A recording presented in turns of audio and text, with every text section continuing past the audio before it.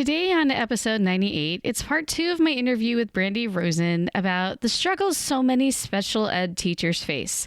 Yes, being a new teacher in general is difficult for everyone, but SPED teachers have a unique set of challenges that most of us gen ed teachers really never realize. Part teacher, part curriculum writer, and part parent liaison, among many other things. SPED teachers wear a lot of hats. And Brandy and I discuss not only the challenges that they face, but how to attack these so that they don't lose their mind. Whether you're a SPED teacher or a gen ed teacher, you definitely want to take notes on this episode. Welcome to the Teachers Need Teachers podcast, where we help new and beginning teachers navigate through those crazy first years of teaching so you can maintain your sanity and personal life. Here's your host, Kim Lepre. Welcome to the Teachers Need Teachers podcast, a proud member of the Education Podcast Network. I'm your host, Kim Lepre, and this is the podcast for new and beginning teachers who don't want to just survive those first few years, but actually thrive. I, of course, am so glad that you're here today, and I appreciate you taking your time out of your busy schedule to join me. You know, the first 2 years of teaching, they really are so tough, and my goal each week is to bring you practical advice that you probably didn't hear or learn about when you were in your teacher prep program. Now, today's episode is especially important because there's only so much time in your program to learn everything that you need about special education, and I decided that I needed to catch us all up. So don't forget, though, about the new Educator Weekend North in Santa Clara, California. It's just around the corner, and it's from February 21st to the 23rd.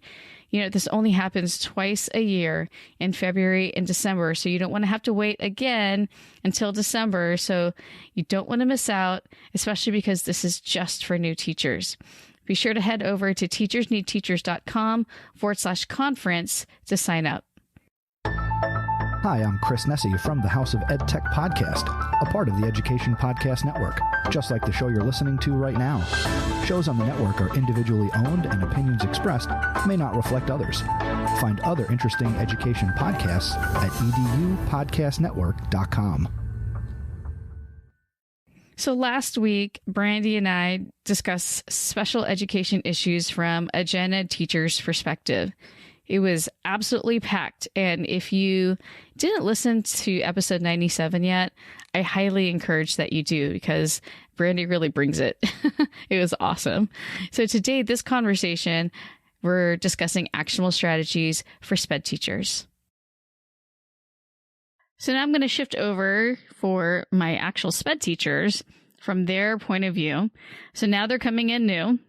What should they expect when they hit that new school? Oh my goodness.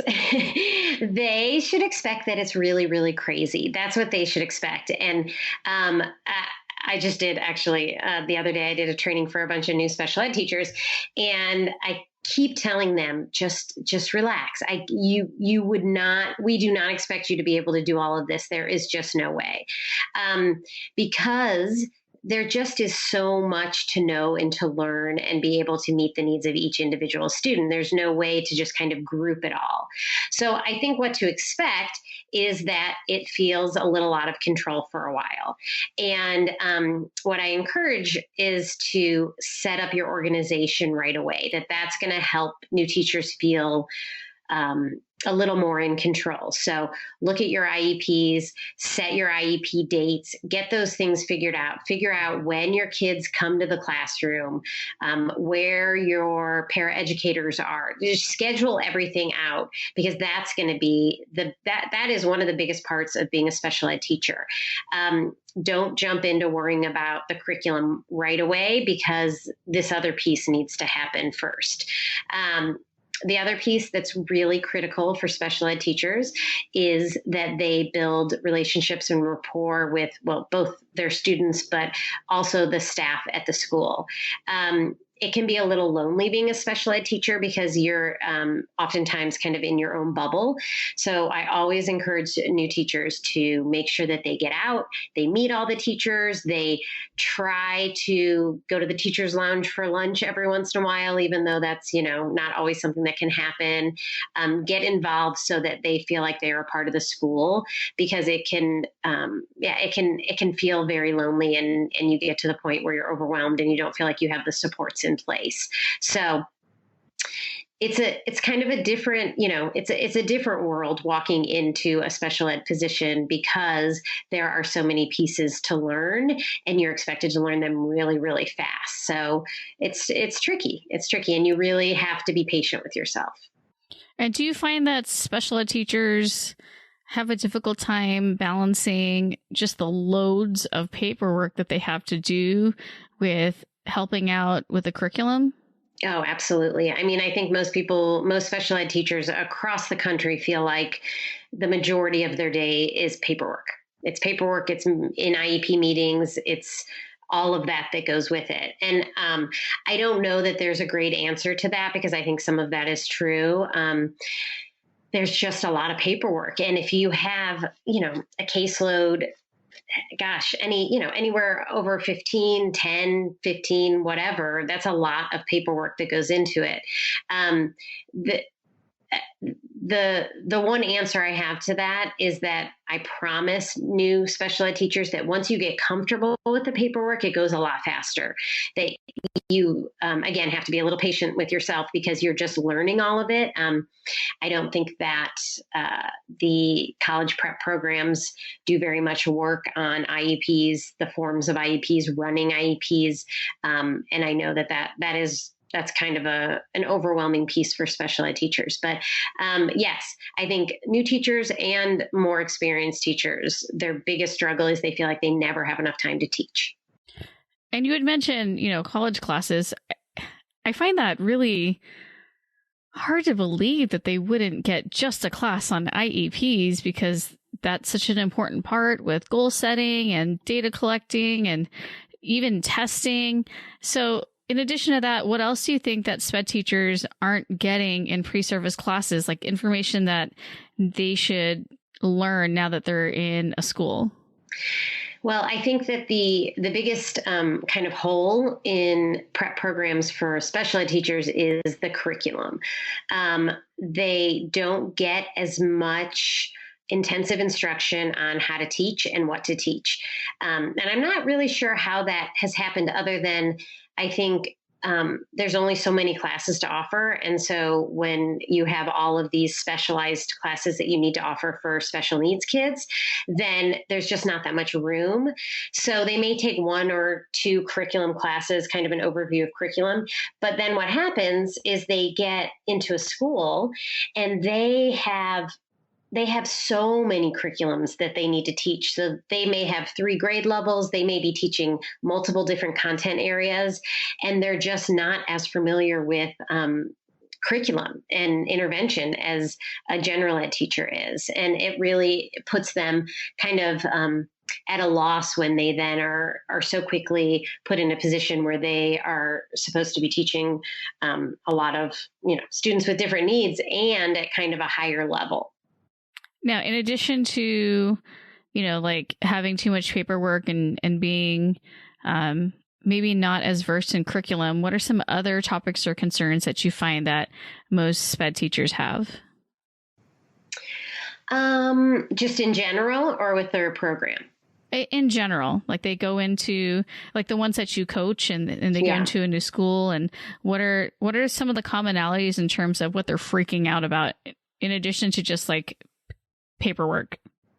I think parent interaction is a big piece that new teachers struggle with. I know general ed teachers do, but special ed teachers kind of have a different role.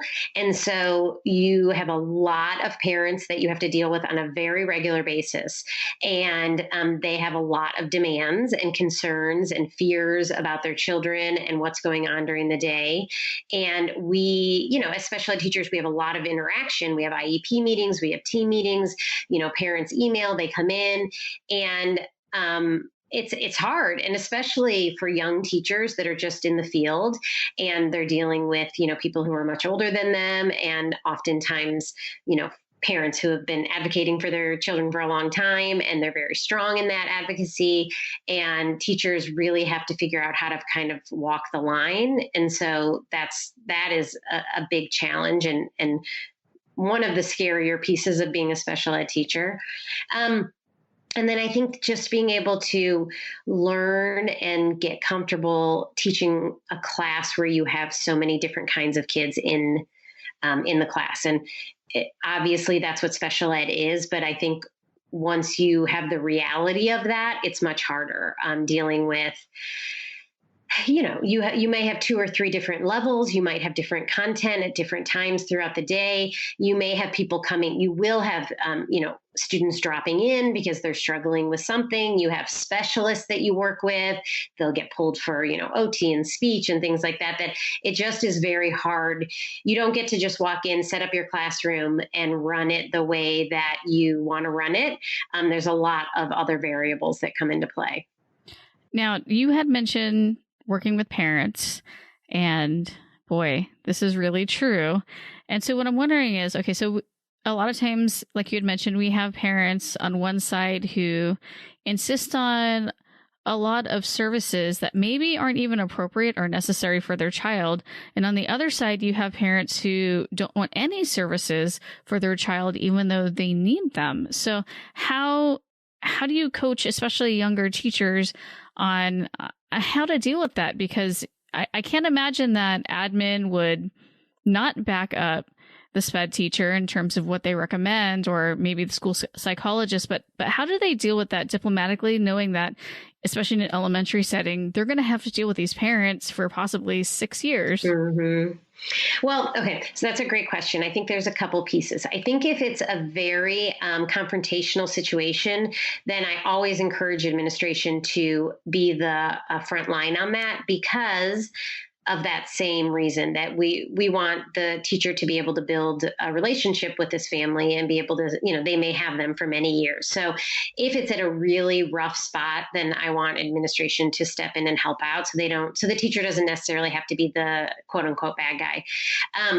But the biggest piece of information that I think teachers need to know is that when they have the data and the information to back what they're recommending, then things just go more smoothly. So, gosh, I've sat in probably 5,000 IEPs in my lifetime, and I've been a special ed administrator where I've dealt with very contentious IEPs for a lot of years. And there's nothing more wonderful than when you walk into an IEP and a teacher has all the data they need to say why they're making a recommendation that they're making. Because then that puts us at a place of we can agree to disagree with, families and schools. They don't have to agree on everything, but we are making a recommendation based on that, on this reason. Where I see teachers get in trouble is where they don't have really a reason for what they're doing, or, maybe they're recommending more pull out, but they're not really, they don't have solid data on why they're doing that or what they're going to work on. That's a struggle. And I think that when I train teachers, I explain IEPs as a connect the dots process. So present levels, guide goals, goals guide services. And so if you are following that and you have baseline data that shows that there's a deficit and we have goals, and then those goals drive our service, then you're in a pretty good place. And again, parents can disagree, and that is their right. But if you're doing it from a place of what's best for kids, which is what we have to do by law, then, then if parents decide to take the next step, that's okay. But you're coming from a place of, a good place, a place from, this is what we believe based on this data that the student needs, and this is why we're making the recommendation. Right. And it's really difficult, because even as a gen ed teacher with SPED students, if I see that a student is struggling and they need additional services, but the parents are denying any services, then I feel almost trapped, because if if the student inevitably gets a D or an F, Right. then it's on me. They're saying that I'm not supporting the student, even if they have an IEP. And if you say, well, you denied these services, it still just leaves a bad taste in everyone's mouth. So it can be really tricky, and rarely, I don't know why I say this, but in my experience, rarely have I found something really harmonious, because it just seems like there's, I don't know, there's this dichotomy between what teachers see the students need because we're in the classroom and what the parents see at home. And I think we all know that all students behave differently in both environments. Right. And you're right. I mean, a lot of times it doesn't end in a way that, we hope it will, or you can't keep the peace in the way that you would like to. But from an administration place, I always tell teachers, I'll support you 100% as long as you have, you have the data to show what you're recommending, so that we can really support that. But, and sometimes it's sad, but it does take a student kind of being left to fail for parents to understand what the issues are. And, there's definitely sometimes where that never happens. It's always focused back on the teacher and what's not being done. But those are the struggles. And I often will talk to teachers about trying not to focus on those so much, because, there's just nothing we can do, but sometimes we do, sometimes we can, sometimes we get through and they're able to see it. And, we can do a trial sometimes just to see how it works. And then parents are excited to see the improvements. I think that the parent world has a lot of noise around the idea that schools are just trying to get their kids out of classes or trying to do this or that. And so I think parents come to the table with a lot of anxiety about that from the very get-go. Oh, that's a good point. Yes, a lot of parent Facebook groups on that. Yes, a lot. And it's pretty shocking when you see what people are saying and you think, wow, that's sad that that's what you think, Mm-hmm. And okay, so I'm a new teacher again. And if I walk into two different schools, I'll have two different models possibly. So one school could be more of a collab model and one would be a co-teach. Can you explain for a teacher who hasn't gone into a school yet, what that looks like? Well, it can look very different, because even across districts, the same title of a program can look very different. So there are some co-teaching classes where the general ed teacher and the special ed teacher are equal teachers. They break up the, content equally, and a student would never know that one of them was a special ed teacher and one of them was a general ed teacher. And then there are different co-teaching models where the special ed teacher really comes in as a support for the special ed kids, but also the kids who are lower performing, and they do more of an intervention model. So they may come in during the language arts lesson and do a more structured reading intervention for those kids that need that. So there's different models within that. But I think that when new teachers go into their school district, it's definitely one of the first questions that I would talk to the administration about is, what does that model look like? What's your expectation of my role in that? And how can I get support in that? Because it's a new teacher walking into a co-teaching situation is very hard. It just is. It's a hard position to walk into, because you are basically walking into somebody else's house. And so it's hard to find your own way in that. And so the more support teachers can have in that, the better. So there's a lot of different models within even just throughout the states, and what the special ed support looks like as well. So here in California, we have a lot of schools that have what we call an SAI model, which is specialized academic instruction, where kids come out for some of the day for the areas that they need. We have resource models, we have SDC models. And so special ed teachers definitely, depending on what school they are teaching in, will run into a different model. I don't know any special ed teacher that's ever gone from school to school where the model looked exactly the same from one year to the next. Right. I mean, in my first school, I had SPED kids in my classroom, and they were doing a collab model. And it was basically the case carrier running around to all these different classrooms, following their kids because they were grouped together, and never really able to truly support them because they were literally all over campus. Well, that's probably not your most ideal model. No, but it is certainly a model that's there, and we love to think our special ed teachers can go everywhere and do everything, and that really is meeting needs, but it isn't always. And I wouldn't say that was actually a true probably co-teaching or collaboration model. That was really more case carrier model where the teacher's just popping in to make sure what's going on, doing their best to kind of give input on each student as they run around. Yeah, those teachers burnt out quickly too. I would imagine very quickly. That is exhausting with not a lot of rewards probably either. Now, let's say that we do have like more of a co-teach model. How can a SPED teacher and a gen ed teacher work together to help a student succeed both behaviorally and academically?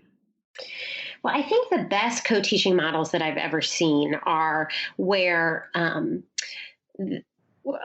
obviously they are equally matched. So it's not a lead teacher and a support teacher. And they're really breaking up their skills. They're breaking up the class period based on their individual skills. So it may be that the special ed teacher is designing a classroom management program, but that will be implemented for all the students in the classroom. We really want to stay away from that idea on a co-teaching class where it's very clear that there's a special ed class within a general ed class. That is not an effective co-teaching model. You want it to be completely blended. So that means that all the interventions that you would be using for special ed kids, you would be using for all the kids or any kids that need that. So that's kind of best case is so the general ed teacher should be the expert on the content because that's a general ed teacher's role. And then the special ed teacher should be the expert on enrichment, kind of differentiating, and then any kind of behavior support. And so when that comes together well, it's kind of a work of art because those classes are amazing because you have really the best of everybody working together. Right. And I often, when I'm speaking to SPED teachers, they say, we're not here just to support the IEP kids. Right. We're here to support everyone. And when the students just feel like they're lucky that they have two teachers, I feel like that's the best case scenario. And like I've been lucky to teach in situations like that where the students just thought, oh, cool, I got two teachers. And it wasn't, oh, they're students that have special needs or, you know what I mean? Yeah, I mean that right. The best case, the like I said, the work of art is when you walk in and you would never pick out which students are special ed and which teacher is the special ed teacher. Like that's when you've really done it well. And, although you did mention before that a lot of times new SPED teachers feel uncomfortable teaching curriculum. So I could see where maybe at least in the beginning, the gen ed teacher is kind of taking over more until the SPED teacher feels comfortable that they can take over the class. Yeah. And I don't think that I honestly don't think it's a bad thing that, because again, we are experts in different ways, right? And so general ed teachers are the experts on curriculum, and special ed teachers are the experts, like I said, on differentiation, on, meeting the needs of different kinds of learners. And so it's not a bad thing if I guess I should say it shouldn't be looked at as lesser even if those roles stay pretty solid, where the general ed teacher might be doing the directed curriculum and the directed content instruction, and the special ed teacher is doing the intervention, because they're both so valuable. And so I think that it's okay if, it should always be okay that one person is, more knowledgeable or better at one thing. That's why, in a perfect world, we would have 100% co-teaching classes, because then all kids' needs would be met. You would really get the best of both worlds all the time. That would be really amazing. Right. And for new teachers, new SPED teachers, I think it's important for them to feel good about their level of expertise. Yes. They had these very specialized classes. And a lot of times, just like you had said in the beginning, Gen Ed teachers feel like they don't know how to support those students. And so they really should be leaning on the SPED teachers, regardless of how many years they've been teaching, in terms of how to work with the SPED students and help them succeed. Right. That is the ideal, is that it's all looked at equally. And I'll often say this to parents as well, because there's this idea that, like a special ed class is a lesser class, or the special ed teacher is a lesser teacher. And it should, that shouldn't be, that needs to change, because when you look at what special ed teachers can do, it can be life-changing for kids. And so it's such a gift that kids that need things done differently have access to that kind of support. Right.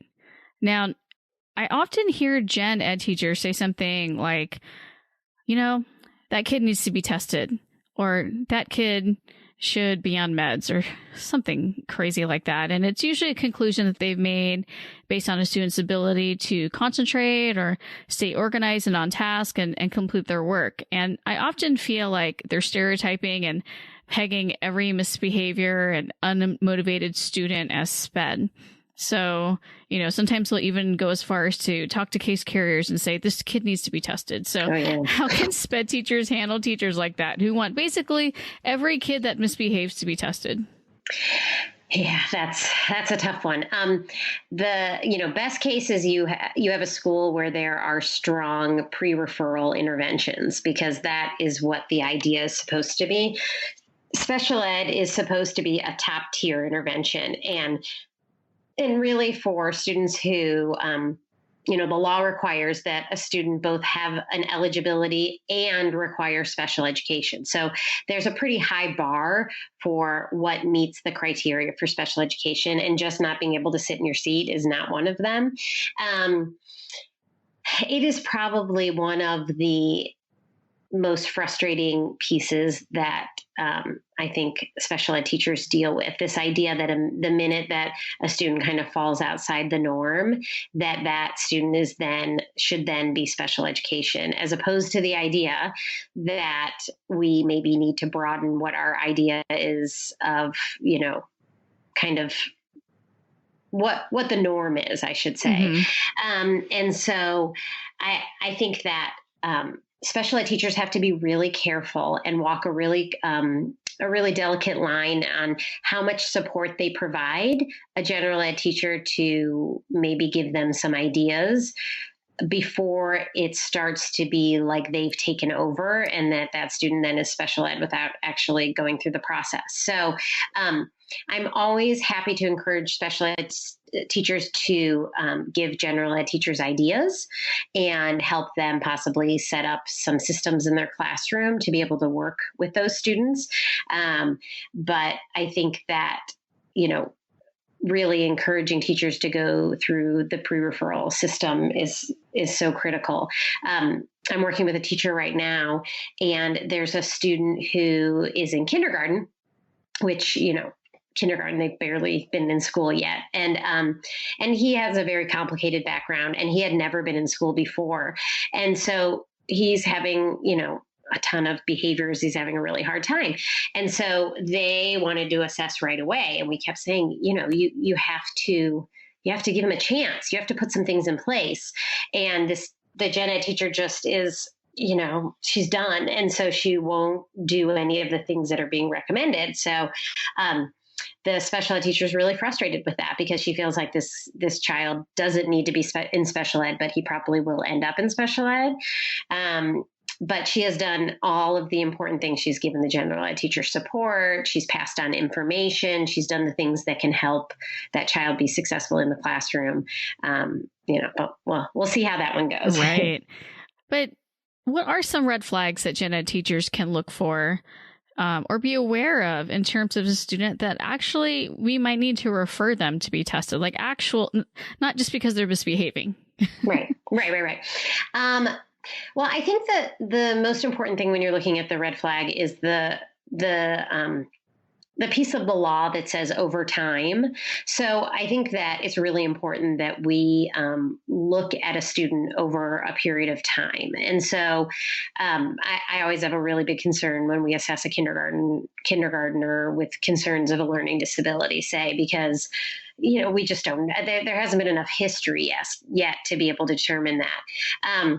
But some red flags are, I think, significant delays. So when you have a student, say past second grade, where they are significantly delayed in their learning. So they're not, possibly they don't know their letters yet, things like that, where it's a very clear that there's something else going on.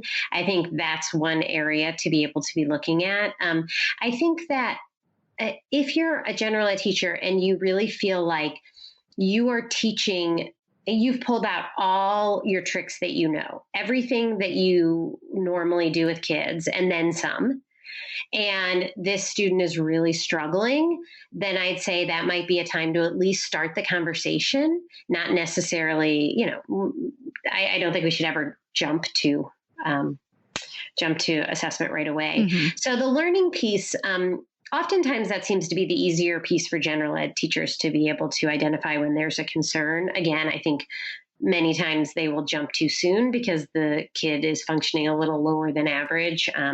But they do tend to have an easier time with the academic piece. I think the trickier time is the behavior, is that they want to jump to referral right away for that.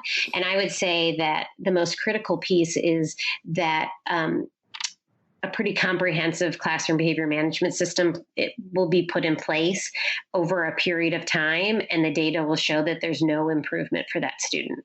Okay. If there is even small improvements, then I would say we're doing it. This is great. They're moving in the right direction. Let's keep trying. But if that data shows that they've been doing it for a significant amount of time and there's no improvement, then absolutely, I think that's a place for referral. Yeah, I definitely, I never jump to conclusions about students in terms of just because they are struggling in my class or can't seem to sit still. Just because they can't sit still doesn't mean that they have ADHD. That's just kind of the assumption that a lot of people make. So I was wondering with IEPs, because this is a big deal, because there's one IEP usually per student on the caseload per year, right? So, or maybe longer, but how can usually more. Yeah. How can case carriers plan for a more productive IEP meeting? That's such an important question. I think that sometimes it's the only shot we get with families, right? We have this annual IEP that's done once a year. Many times there'll be IEP addendums, which are smaller meetings that can be done throughout the year. But for some families, this is the only time that we have.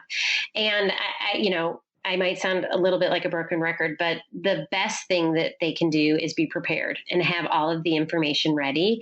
And that means all of the data, progress on goals, draft goals ready, based on their progress on the previous goals. I encourage teachers to send draft goals home to parents, not final goals, but draft goals. And so they can give input. I encourage new teachers to bring their data to the IEP meeting so they have it in front of them so they can answer questions. And then kind of a funny bit of advice that I think is super helpful is that most of the IEP programs now are on the computer. And so they're computerized programs. But I always encourage new teachers, and I do this even though I've been doing, IEPs for however long, 30 years, I always encourage them to print out the IEP and have it on paper, because there's nothing more disruptive to the IEP process than them having to take that pause to click to a new page to be able to find what they were looking for. And then they get booted off the system and they can't get back on and they get flustered and it just becomes more of a hindrance than it is a help. So I think having everything in front of you really organized and then making copies for the parents of the things that they need to be able to go through, that will get you through so much of it. I really like the use of an IEP agenda for both the teacher and the family, because it helps keep people on track of what the order of things is. And then really just kind of taking notes along the way about any follow-up that happens or anything that we've said that they'll do after the meeting to make sure that actually happens as well. Yeah, you have a couple of awesome resources for my audience. Can you explain those? Yeah, I just included an IEP agenda because I think that it's, like I said, it's really important for teachers to be able to follow along with this. And I think this is really great for general ed teachers and special ed teachers because it gives you a place to write notes. It gives you a place to, if you have questions, you can write it down. If parents mention something, you can keep notes of it. And it just keeps us in order going along. One of the things that often happens in IEPs is that a parent will throw out an idea or a question that really isn't appropriate for the portion of the IEP that you're in. And so you want to be able to keep track and be able to say, oh, that's a great question. When we get to services, then we'll be able to talk about that. And the agenda really will help you with the idea that like I said, the IEP is about connecting the dots. And so there's a reason we don't talk about services before we talk about goals, because the goals drive the services. So it helps keep us in order so that when we sit down and if a teacher says, if a parent says, I want to talk about their speech services, it's kind of human nature for us to say, okay, well, let's talk about that. But we really shouldn't be talking about that then, because that's not the order of the IEP. So that agenda helps with that. And then I also included just a behavior checklist because, like I said, a lot of what comes up for teachers is those concerns about behaviors. And one of the most important messages that I try to pass on to teachers is that just because you can't do everything doesn't mean you should do nothing. Right. So we get overwhelmed. And so we don't do anything. And instead, just start really small, just the very smallest change you can make. And that will help move you in the right direction. So the behavior checklist is just some ideas to kind of move in that direction. Awesome. And I'm going to link to those in the show notes. And then you also consult with SPED teachers through your work. So what kind of support do you offer? I do a lot of training. I do coaching. So I do one-on-one and group coaching with special ed teachers. And then I do district trainings for special ed teachers through kind of district staff development days and things like that. But I do provide a lot of support for new teachers through kind of my coaching model and supports. I do that through Facebook, through Instagram. And then if teachers want a little bit more support, oftentimes they will hire me to do some direct consultation and coaching. And that can be both in person, but more often than not, it's actually all done through the computer. So they'll upload videos to me of their teaching or thoughts that they have or concerns or documents. And then we coach and we do that live through the computer. So I kind of provide all of those pieces because what I have found with new teachers is that there is not one size fits all of what they need. And so I kind of leave that open for what works for different teachers. That's awesome. And especially when they're new and they have a lot of questions and they may be the only SPED teacher in that school. And so the fact that they can come to you, right.